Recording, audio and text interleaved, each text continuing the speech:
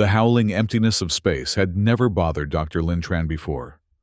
After 14 months stationed on the dark side of the moon at Auriga 7, she had grown accustomed to the peculiar silence that permeated everything. But tonight was different. Tonight, the void seemed to listen back. Lin adjusted her headset, eyes locked on the frequency monitor as it registered nothing but cosmic background noise. The year 2085 was supposed to be humanity's golden age of interplanetary exploration. Yet here she was, chasing whispers across the solar system. NASA's decision to establish a radio signal outpost on the lunar dark side had been controversial, but scientifically sound. Away from Earth's electromagnetic chatter, Auriga 7 could detect the faintest cosmic murmurs. Still obsessing over phantom signals, Dr. Tran? Commander Omar Reyes appeared in the doorway of the monitoring station, his silhouette framed by the harsh LED lighting of the corridor. It's 0300 hours. Your shift ended 3 hours ago. Lin didn't turn away from her console. Just one more frequency sweep, Commander. There's something unusual in the harmonic patterns from the Acidalia Planitia region. Omar sighed, floating over in the moon's gentle gravity to examine her screen. Mars again? We've been over this.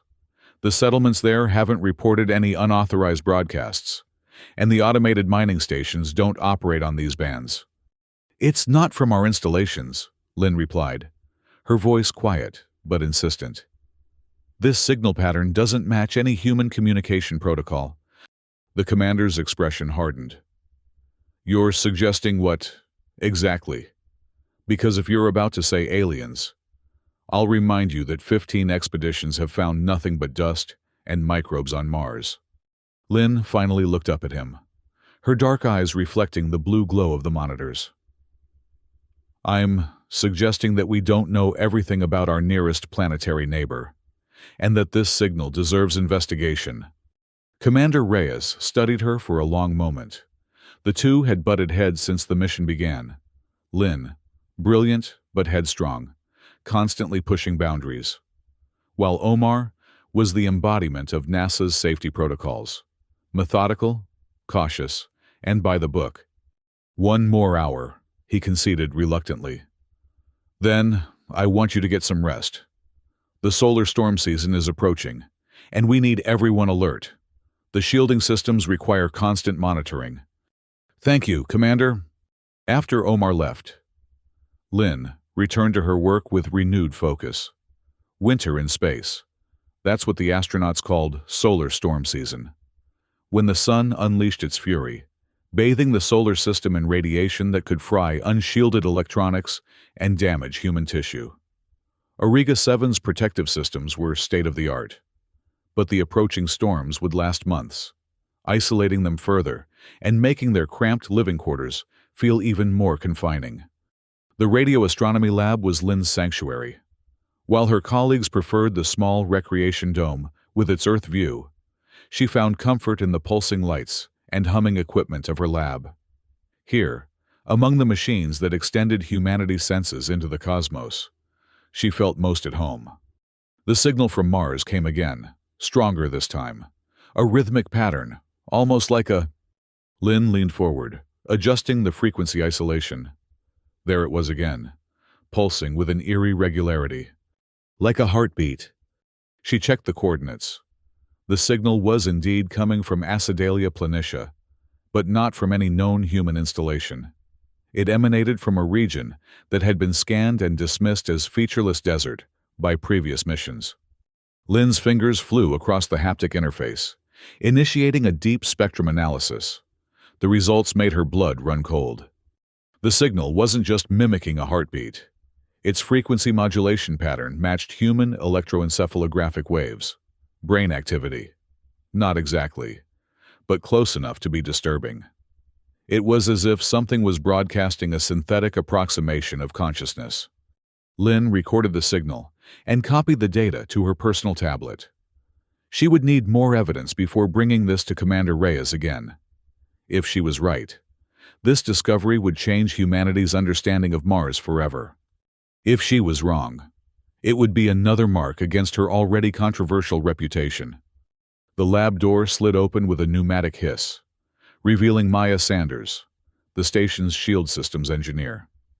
Her red hair floated slightly in the low gravity, giving her a perpetually startled appearance. "You're still up?" Maya asked, moving to her own workstation. "I thought Omar ordered you to bed." "Just finishing," Lynn said, quickly minimizing her analysis. Maya was a friend, but Lynn needed more data before sharing her discovery. "What's got you working at this hour?" "Shield diagnostic," Maya replied, powering up her systems. "We've detected increased solar activity. The first wave of the storm might hit earlier than predicted." Lynn nodded, mind already racing with implications.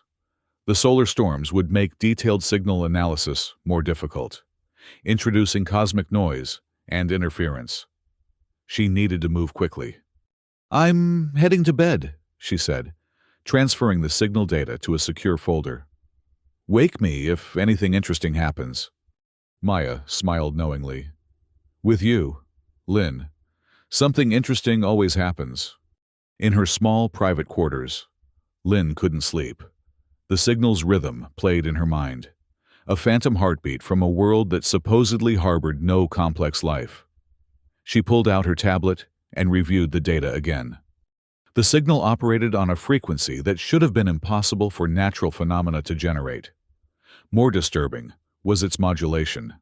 The pattern didn't repeat exactly, but varied slightly, like a living thing's neural patterns. Lynn made her decision. She would need access to more powerful transmission equipment to properly study this signal, and that required official authorization. Tomorrow, she would present her findings to Commander Reyes and request a dedicated investigation protocol. As she finally drifted to sleep, the rhythmic pulse of the Martian signal seemed to follow her into her dreams, where red dust swirled and something ancient waited beneath the surface of humanity's next frontier.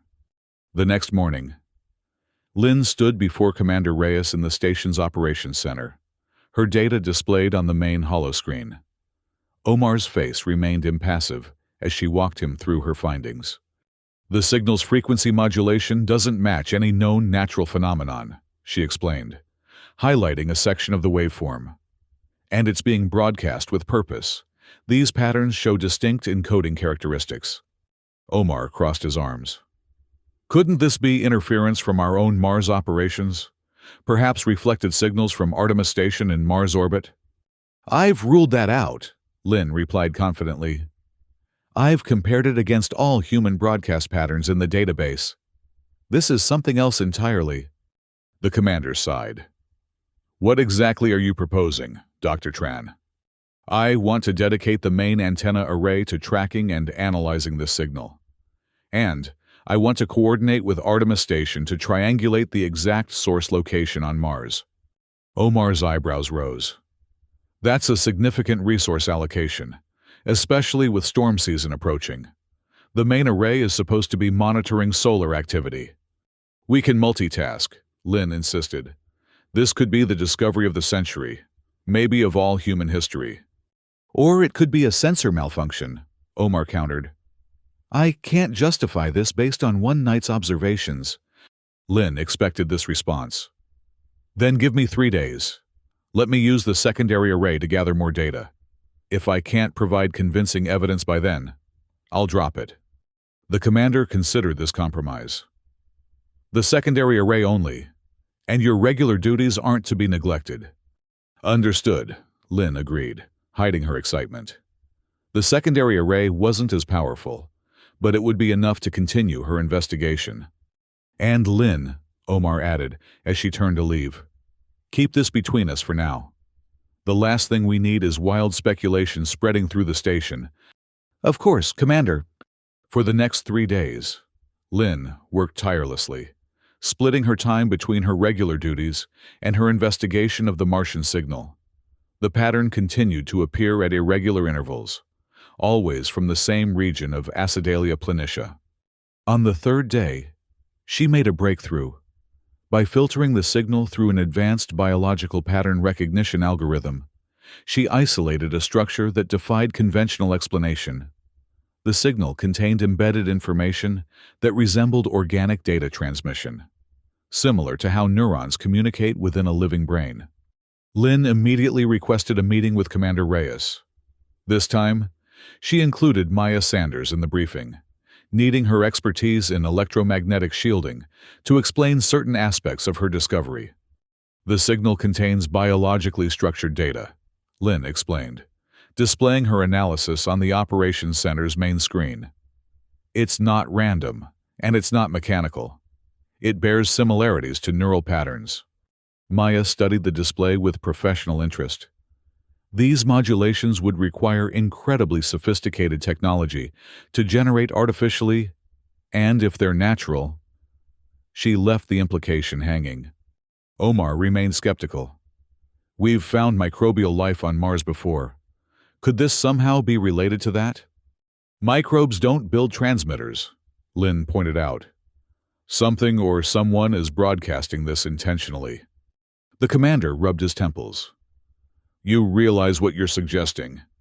I'm not suggesting anything yet, Lynn said carefully. I'm presenting data and requesting further investigation.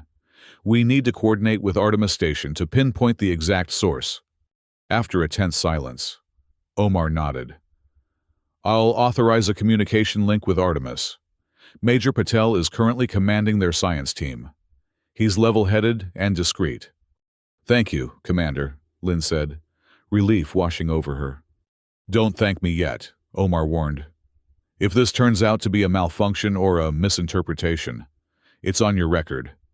2 hours later, the communications array established a direct link with Artemis Station, orbiting Mars at an altitude of 250 miles. Major Raj Patel's face appeared on the screen, his expression curious. Commander Reyes, Dr. Tran, he greeted them. Your message sounded urgent. What can Artemis do for Auriga 7? Lynn explained her discovery, transmitting the signal data to Artemis for independent verification. Major Patel's expression grew increasingly intrigued as he reviewed the information. This is certainly unusual, he admitted. We've detected occasional anomalies in this frequency range, but nothing this structured. We dismissed them as interference from Earth. Can you direct your surface-facing antennas toward these coordinates? Lynn asked, sending the location in Acidalia Planitia. With both our stations receiving simultaneously, we can triangulate the exact source. We'll need approval from Mars Mission Control, Raj said. But given the scientific potential, I don't foresee any objections. We can begin within the hour. As they waited for Artemis to reposition its equipment, Lynn felt a growing excitement. After years of searching the stars for signals of extraterrestrial intelligence, could the answer have been on humanity's doorstep all along? Had previous Mars missions somehow missed evidence of an ancient civilization? The joint observation began precisely 47 minutes later. Both stations focused their receivers on the target coordinates, recording data simultaneously to allow for precise triangulation. The signal came through stronger than ever. On Auriga 7's main display, the waveform pulsed like a living thing, its patterns shifting subtly with each cycle. We're receiving it clearly, Raj confirmed from Artemis. Definitely originating from the surface. Our preliminary triangulation places it. That's odd. What is it? Lynn asked, leaning toward the screen. According to our calculations, the signal is coming from approximately 12 meters below the Martian surface. A heavy silence fell over Auriga 7's operations center. Whatever was broadcasting this signal wasn't sitting on the surface. It was buried. Could it be a natural underground formation? Omar suggested. Some kind of electromagnetic phenomenon in a cave system. Possibly, Raj acknowledged. But the precision of the transmission argues against that. Natural phenomena tend to be more chaotic. Lynn was about to respond when a warning klaxon blared through Auriga 7. Red emergency lights began flashing across the operations center. Solar event detected, Maya announced, rushing to her console. Massive coronal ejection, heading our way. Estimated impact in 18 minutes. We need to abort the observation and activate full shields, Omar ordered, immediately shifting to emergency protocols. Major Patel, you should do the same. Mars will be hit shortly after we are. Acknowledged, Raj replied, his image already beginning to break up as his team diverted power to their own shielding systems. We'll resume contact when the storm passes. The connection terminated, leaving Auriga 7's crew scrambling to prepare for the incoming solar barrage. Such storms were routine during the solar maximum, but this one had arrived with minimal warning. All personnel to designated shelter areas, Omar announced over the station-wide comm. Non-essential systems to be powered down immediately. Lynn hesitated at her console, watching as the Martian signal continued to pulse on her screen. The solar storm would introduce tremendous interference, possibly obscuring the signal entirely for days or weeks. Lynn, we need to go now, Maya urged, grabbing her arm. The primary shield needs manual activation sequences. With a last glance at the mysterious heartbeat from Mars, Lynn followed Maya toward the shield control center. The Martian discovery would have to wait. The next 12 hours were a blur of emergency procedures and tense monitoring as the solar storm battered Auriga 7. The station's advanced shielding technology held, but the electromagnetic interference rendered most of their sensitive scientific instruments temporarily useless. When Lynn finally returned to her lab, she found the signal reception completely disrupted by solar noise. Frustration welled up inside her. Just when they had been on the verge of a breakthrough, nature had intervened. The storm's intensity is decreasing, Maya reported, joining Lynn in the lab. But the forecast shows more ejections coming. We might be dealing with this interference for weeks. Lynn nodded grimly. Any word from Artemis Station? They weathered the storm, but they're experiencing the same interference issues. Major Patel says they're focusing on maintenance checks for now. Despite the setback, Lynn refused to abandon her investigation. While waiting for the interference to subside, she began a deeper analysis of the signal recordings they had already captured. If she couldn't receive new data, she would extract every possible insight from what they already had. 3 days later, as Auriga 7 continued to endure the solar storm season, Lynn made another disturbing discovery. When she processed the signal through a specific filter designed to identify potential linguistic patterns, the results were startling. The signal contained structures that resembled symbolic communication, not in any human language, but organized in ways that suggested meaning rather than random noise. She took her findings to Commander Reyes, who had grown increasingly concerned about her obsession with the Martian signal. You need to rest, Dr. Tran, he said after reviewing her latest analysis. You've been working around the clock since before the storm hit. Did you see these patterns? Lynn insisted, highlighting sections of the data. There's intentionality here. This isn't just a signal, it's a message. Omar studied the display, his brow furrowed. Even if you're right, and I'm not saying you are, we can't do anything until the storm subsides. Our primary responsibility is station safety. We could attempt to send a response, Lynn suggested, her voice intense. A simple acknowledgement on the same frequency? Absolutely not, Omar replied firmly. Transmitting at high power during a solar storm risks damage to our systems, and there are protocols for potential extraterrestrial contact. We don't just start broadcasting without authorization from Earth. Lynn knew he was right about the protocols, but the delay chafed at her. By the time we get approval and the storm's clear, the signal might be gone. This could be our only chance. That's a risk we'll have to take, Omar said, his tone making it clear the discussion was over. Focus on your regular duties, Dr. Tran. That's an order. Reluctantly, Lynn returned to her assigned tasks, but her mind remained fixated on the mysterious signal. As days passed and the solar storm continued to rage, rumors began spreading through the station. Despite Omar's instructions for discretion, whispers of a Martian signal circulated among the crew. Some were excited by the possibility of discovery. Others expressed concern, even fear. During a meal in the common area, Lynn overheard a conversation between two technicians that troubled her. "What if it's not what we think?" one was saying. "Remember what happened to the Europa probe last year? Total systems failure after detecting unusual electromagnetic patterns." "That was different," his companion argued. "That was radiation damage from Jupiter." "That's the official explanation," the first technician replied skeptically.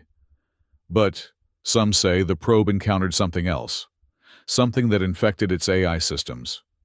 Lynn wanted to intervene, to correct their misconceptions, but held back. Scientific debate was healthy, but fear-mongering could damage morale during their extended isolation. The next day, Lynn was summoned to an unexpected meeting with Commander Reyes. When she arrived at his office, she was surprised to find several other senior staff members present, including Maya. "We have a situation," Omar began without preamble. "The AI monitoring system has flagged unusual activity in our main computer core. It began shortly after we received the Martian signal." Lynn felt a chill run down her spine. "What kind of activity?" "Data processing patterns that don't correspond to any scheduled operations," Maya explained. "The system is allocating resources to an unknown process that bears similarities to the frequency pattern of your signal." "You think the signal affected our computer system?" Lynn asked incredulously. "We don't know what to think," Omar replied. "But the timing is suspicious. The anomalies began after our focused observation of the signal." One of the system's engineers spoke up. "It could be a coincidence. The solar storm has caused other system irregularities. Or it could be something more concerning," Omar countered. "The fear is that the signal might contain some kind of information pattern that our AI interpreted as instructions." Lynn couldn't believe what she was hearing. "You're suggesting the signal is some kind of cyber attack from Mars?" "I'm not suggesting anything specific," Omar clarified. "I'm saying we have two unusual phenomena occurring in close succession, and we need to investigate a potential connection. The simplest explanation is that the system anomalies are storm-related," Lynn argued. "Not some science fiction scenario where ancient Martians are hacking our computers." "Dr. Tran," Omar said sternly, "no one mentioned ancient Martians. But we cannot ignore the possibility that the signal contains information structures our systems weren't designed to process safely." The meeting ended with a decision to isolate the affected computer systems and run comprehensive diagnostics. Lynn left feeling frustrated and misunderstood. The crew's fears were turning a potentially groundbreaking scientific discovery into a perceived threat. Back in her lab, Lynn continued her analysis of the signal, now working on an isolated system disconnected from the station's main network. As she delved deeper into the structure of the message, she began to recognize patterns that defied conventional explanation. The signal wasn't just mimicking biological processes. It was encoded with information about biological processes. Specifically, information about adaptation to extreme environments. The patterns contained what appeared to be instructions for cellular regeneration and radiation resistance. This wasn't a random transmission or a simple beacon. It was knowledge. Someone, or something, had encoded scientific information about survival in harsh conditions and broadcast it across Mars. As this realization dawned on Lynn, another alert sounded throughout the station. The solar storm had intensified again, this time accompanied by a radiation spike that threatened to overwhelm their shielding. "All personnel to radiation shelters immediately," Omar's voice commanded over the intercom. "This is not a drill. Repeat, this is not a drill." Lynn quickly secured her research data and headed for the nearest shelter. As she moved through the corridor, the lights flickered ominously. The station's power systems were straining under the solar onslaught. She reached the shelter just as the emergency locks engaged. Inside, she found Maya and several other crew members already taking their positions in the reinforced chamber. "Where's the commander?" Lynn asked, noticing Omar's absence. "Still in the shield control center," Maya replied, her face tight with worry. "He's manually adjusting the shield harmonics to counter the radiation spikes." Before Lin could respond, the station's AI announced, "Warning, shield integrity at 70% and declining. Radiation levels exceeding safety parameters in sections 3 through 7. "Something's wrong," Maya said, moving to the shelter's communication panel. "The automatic compensation systems should be handling this." She established contact with the shield control center. Omar's strained voice came through, partially obscured by static. "The system is malfunctioning," he reported. "Auto adjustments are out of sync with the radiation waves. I'm trying. Manual override." Lin and Maya exchanged alarmed glances. The shield system was one of the most sophisticated technologies on the station, with multiple redundancies. For it to malfunction so severely suggested a fundamental problem. "Let me help," Maya offered. "I can talk you through the emergency protocols." "No time," Omar replied, his voice breaking up further. "Stay in. Shelter, that's order." The communication cut off abruptly. Moments later, the station shuddered as if struck by a physical blow. The lights died, plunging them into darkness before emergency illumination activated, bathing everything in an eerie red glow. "Main power failure," announced the AI, its voice unnaturally calm. "Switching to emergency systems. Warning, radiation breach detected in shield control center." Lin felt her heart sink. Omar was in the shield control center, potentially exposed to dangerous levels of radiation. Without thinking, she moved toward the shelter door. "What are you doing?" Maya demanded, grabbing her arm. "We can't leave him there," Lin insisted. "The radiation." "The shelter locks won't disengage during a breach," Maya reminded her. "Protocol." Lin knew she was right, but the thought of abandoning their commander was unbearable. "There has to be something we can do." "There is," Maya said, moving to the shelter's emergency control panel. "We can try to restart the shield system remotely." For the next 20 minutes, they worked frantically to re-establish control over the failing shields. The radiation levels continued to climb throughout the station, but most dangerously in the shield control center, where Omar remained. Finally, the emergency backups engaged fully, stabilizing the shield harmonics. The station's AI announced, "Shield integrity restored to 65%, radiation levels stabilizing." As soon as the system indicated it was safe to leave the shelter, Lin and Maya led a rescue team to the shield control center. They found Omar unconscious at his post, having absorbed a significant radiation dose while manually maintaining the shields. The medical team rushed him to the infirmary, while Lin and Maya turned their attention to investigating what had gone wrong with the shield system. "The timing is too perfect," Maya said as they examined the system logs. "First, the computer anomalies, then the shield failure during the peak of the storm." Lin didn't want to believe what Maya was implying. "You think they're connected to the signal?" "I don't know what to think anymore," Maya admitted. "But look at this." She displayed a diagnostic report on her tablet. The shield harmonics began shifting out of phase exactly when the radiation peaked. Almost as if something knew exactly when we'd be most vulnerable. Lin finished the thought. They worked through the night, analyzing the shield failure and searching for connections to the computer anomalies they'd previously detected. By morning, they had assembled enough evidence to support a disturbing theory.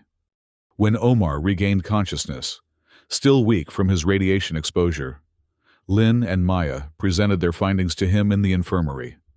"The shield failure wasn't random," Maya explained. "The system was responding to a harmonic pattern that matched the Martian signal's frequency. It created a resonance effect that destabilized the entire array." Omar's face, pale from his ordeal, grew even more ashen. "Are you saying the signal caused our shields to fail?"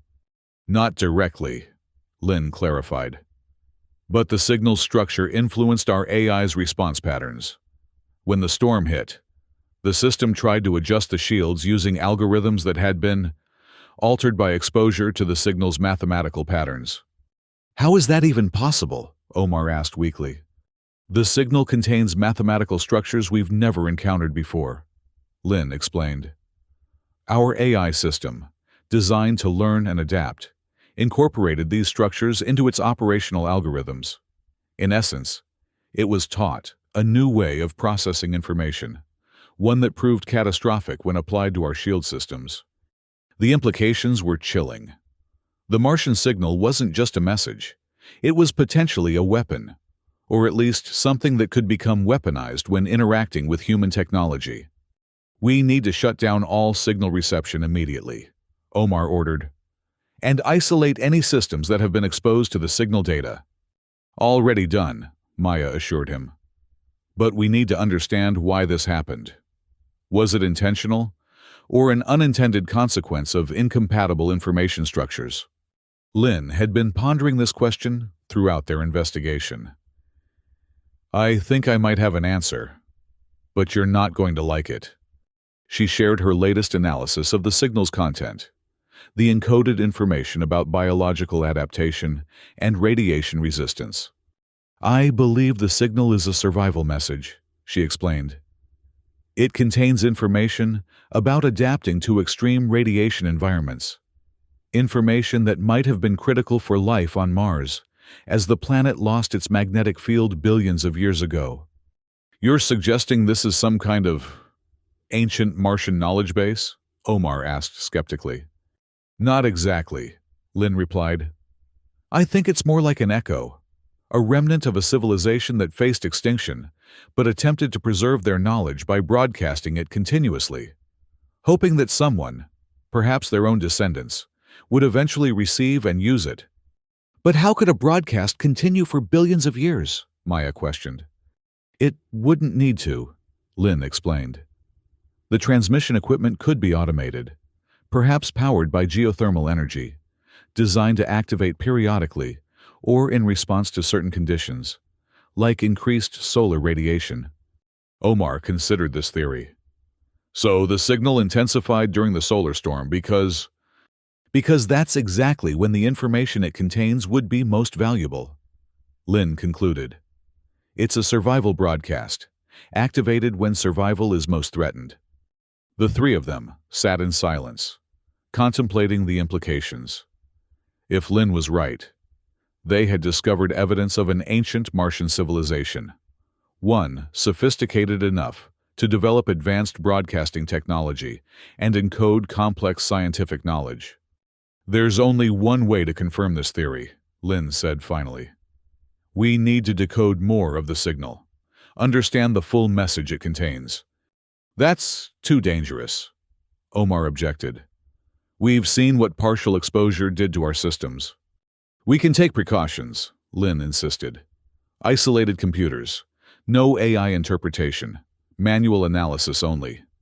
Before Omar could respond, the infirmary door opened and a communications officer entered.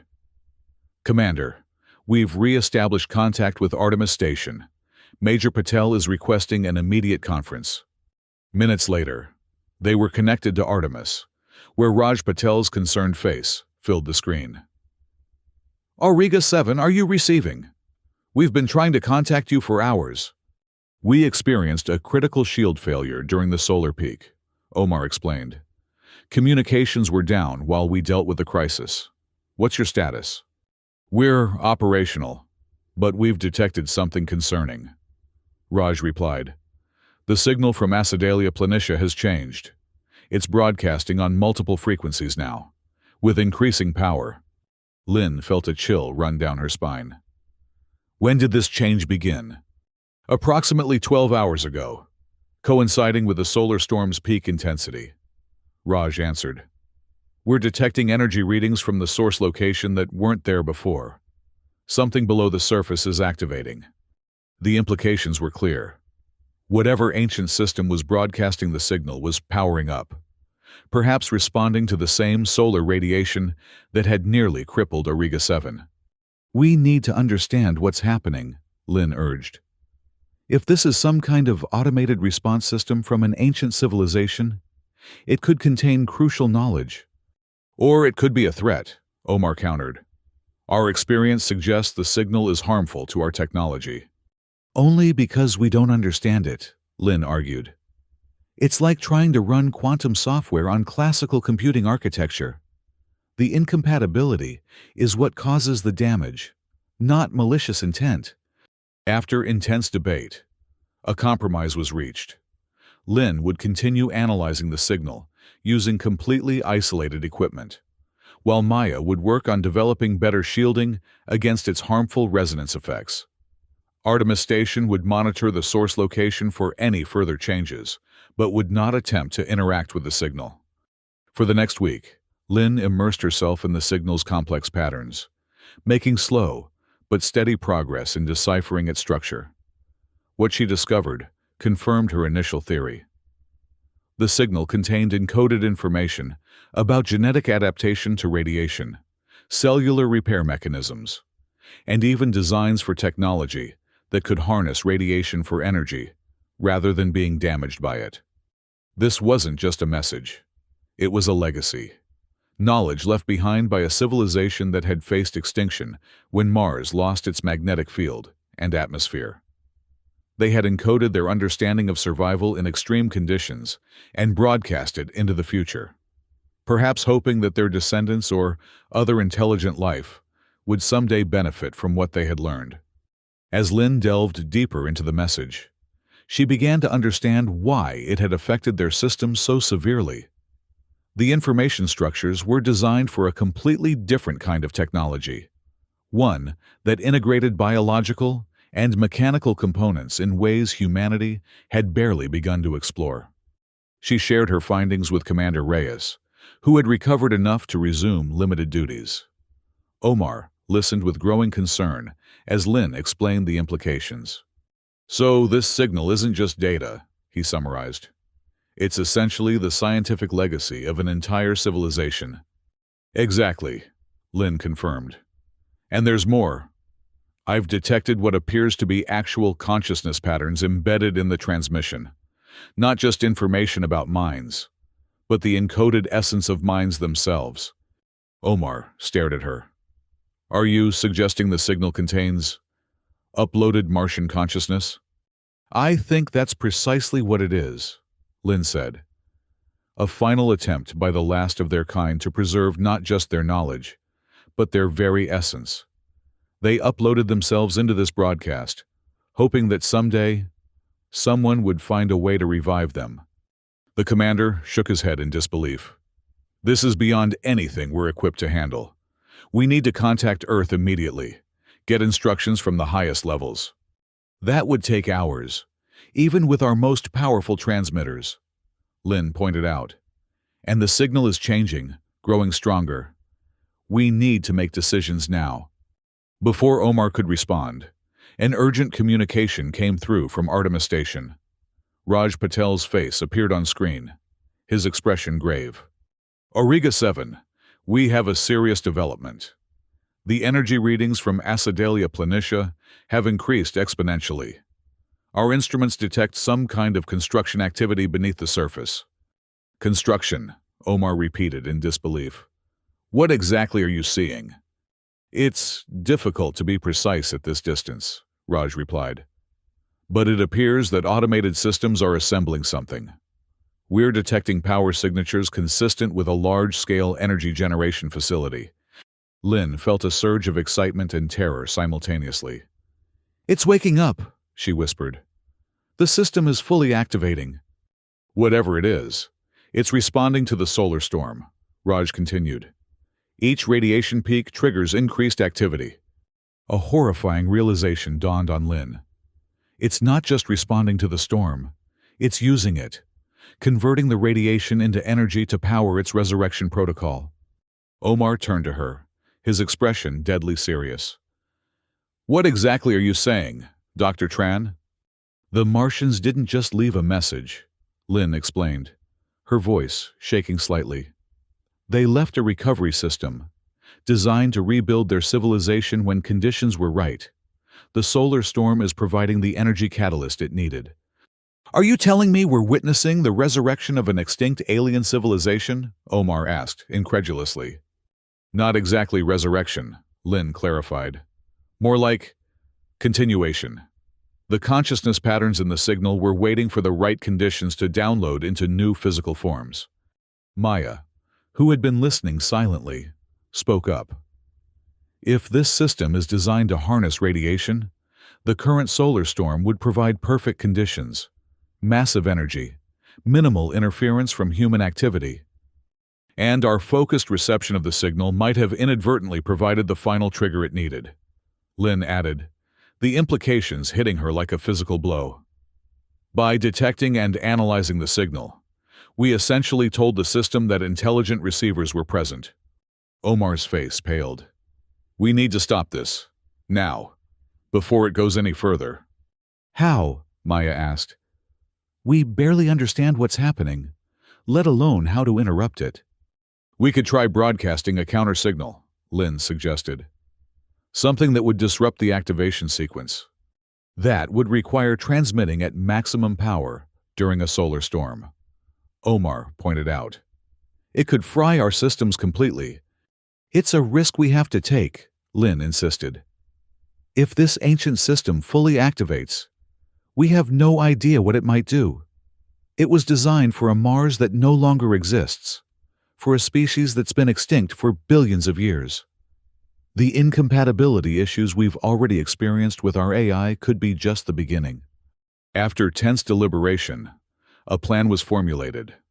Auriga 7 would reconfigure its main transmission array to broadcast a carefully designed interference pattern directly at the Acidalia Planitia site. Artemis Station would simultaneously deploy a series of small probes to the surface location, equipped with localized EMP devices that might disrupt the underground systems. The operation would be risky. Broadcasting at such power during a solar storm could damage Auriga 7 systems beyond repair. The radiation shields would need to be partially powered down to redirect energy to the transmitters, exposing the crew to increased radiation. I'll handle the transmission myself, Lin volunteered. It's my discovery, my responsibility. Not alone, Maya insisted. You'll need help managing the power fluctuations. I'm coming with you. Omar, still weakened from his radiation exposure, would coordinate from the Protected Operations Center. We have one shot at this, he reminded them. If we fail, or if we're wrong about what's happening. He didn't need to finish the thought. The implications were clear to everyone. As preparations were made, Lin returned briefly to her lab to review her analysis one last time. She couldn't shake the feeling that they were making a terrible mistake. What right did they have to silence this ancient legacy? What knowledge might be lost forever if they succeeded? But the risks were too great. The signal had already demonstrated its dangerous incompatibility with human technology. If the full system activated, the consequences could be catastrophic, not just for their mission, but potentially for all human presence in the solar system. 2 hours later, Lin and Maya stood in the main transmission control room. The station had been reconfigured to direct maximum power to the broadcast array. Most of the crew had retreated to the radiation shelters, leaving only essential personnel to execute the plan. Artemis confirms their probes are in position. Omar's voice came through the comm. They're ready to deploy on our signal. Lin took a deep breath, her hand hovering over the transmission initiation control. Broadcasting in 3, 2, 1. She activated the system. Immediately. The station hummed with power as it channeled enormous energy into the transmission array. The interference pattern, designed to disrupt the Martian signal's unique frequency structure, beamed toward the red planet with an intensity that made conventional communications look like whispers. Power levels holding, Maya reported, monitoring the fluctuating gauges. Shield integrity at 40%, still within safe parameters. On the main screen, they could see the Martian signal's response. Initially, it seemed to weaken, its patterns becoming erratic as their interference disrupted its broadcast. "It's working," Omar confirmed from operations. Artemis reports the energy signatures at the source location are destabilizing. Lynn allowed herself a moment of hope. Perhaps they could shut down the ancient system without destroying it completely. Once the activation sequence was interrupted, they could study it safely, learning from the Martian legacy without risking its full awakening. But then, something changed. The Martian signal, instead of continuing to weaken, suddenly shifted its frequency. It seemed to absorb their interference pattern, incorporating it into its own broadcast. "It's adapting," Lynn realized with growing alarm. "The system is learning from our countersignal." Before they could adjust their approach, warning alarms blared throughout the station. The radiation shields began to fail, their frequencies destabilized by resonance from the reflected Martian signal. "Power surge in the transmission array," Maya shouted over the alarms. "The signal is being reflected back at us, amplified." The station shuddered violently. Equipment sparked and failed as power systems overloaded. Lynn struggled to maintain her footing as the artificial gravity fluctuated. "Abort transmission!" Omar ordered through the comm. "Shut it down now!" Maya lunged for the emergency cutoff. But before she could reach it, a massive power surge coursed through the control console. She was thrown backward by the electrical discharge, landing hard against the far wall. "Maya!" Lynn rushed to her side, finding her unconscious but still breathing. "What's happening?" Omar demanded over the failing comm system. "The signal is using our own transmission against us," Lynn explained frantically. "It's created some kind of feedback loop. Our power is being drained into the broadcast, strengthening the Martian signal."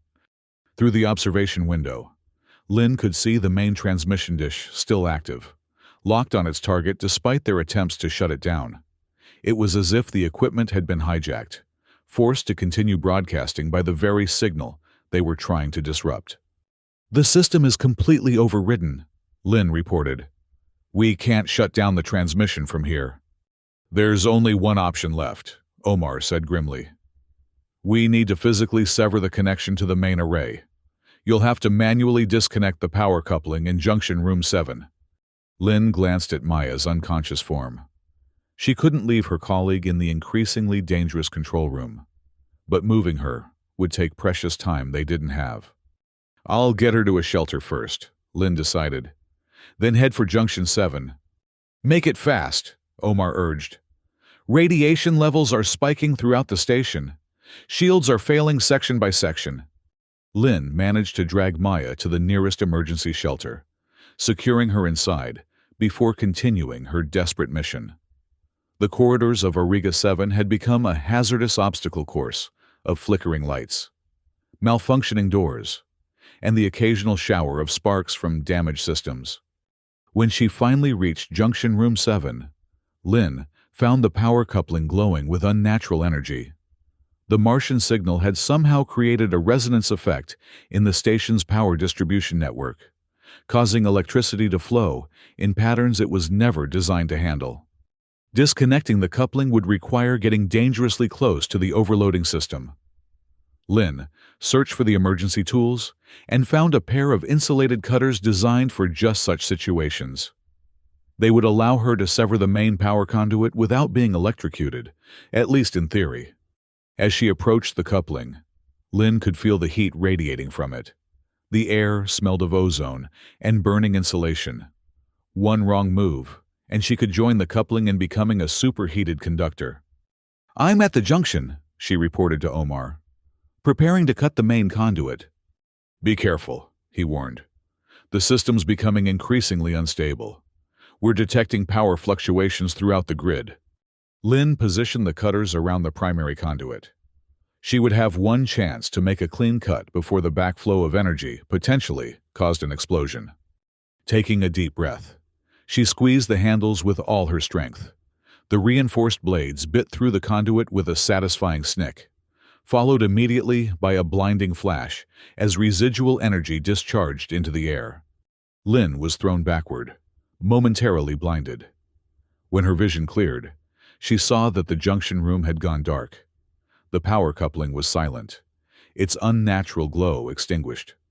"Power to the transmission array is cut," she reported, her voice shaking. "The broadcast should be terminated."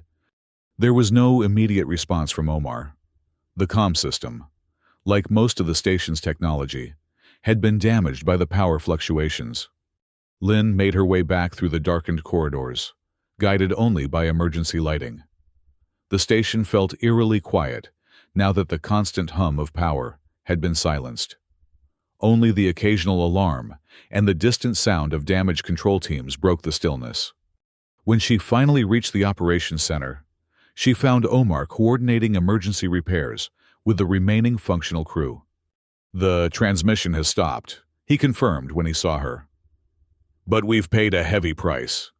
Half our systems are offline, including most of the radiation shielding. We're running on emergency power only." "What about the Martian signal?" Lynn asked. Omar gestured to a still-functioning display. "See for yourself." The screen showed a final transmission from Artemis Station before communications were lost. The energy readings from Acidalia Planitia had spiked dramatically during their interference attempt, then suddenly dropped to almost nothing. The signal had gone silent. "Did we destroy it?" Lynn wondered aloud. "Or did it get what it needed from us?" Omar suggested darkly. The last data from Artemis showed unusual activity in Mars' orbit just before we lost contact. Before Lynn could process the implications of this statement, Maya appeared in the doorway, supported by a medical technician. She looked pale, but determined. "Damage assessment on the shield systems," she reported without preamble. "They're beyond repair with our current resources. We've lost 70% of our radiation protection." The gravity of their situation sank in. Auriga 7, designed to withstand the harsh conditions of the lunar environment, was now fatally compromised. With the solar storm still raging and more expected in the coming weeks, the station had become a death trap. "We need to evacuate," Omar decided. "Prepare the emergency return vehicle, essential personnel, and critical research data only." As the evacuation preparations began, Lynn returned to her lab one last time. Most of her equipment was damaged beyond repair, but her personal data storage unit had survived. It contained all her analysis of the Martian signal, potentially the only remaining record of their extraordinary discovery. As she was securing the data unit, a final transmission came through on her personal receiver, a channel she had established directly with Artemis Station early in their joint investigation. The message was fragmented, distorted by interference, but she could make out Raj Patel's voice. "Signal has changed. Not destroyed. Transformed. Entering orbit. We're detecting. Can't believe. They're alive."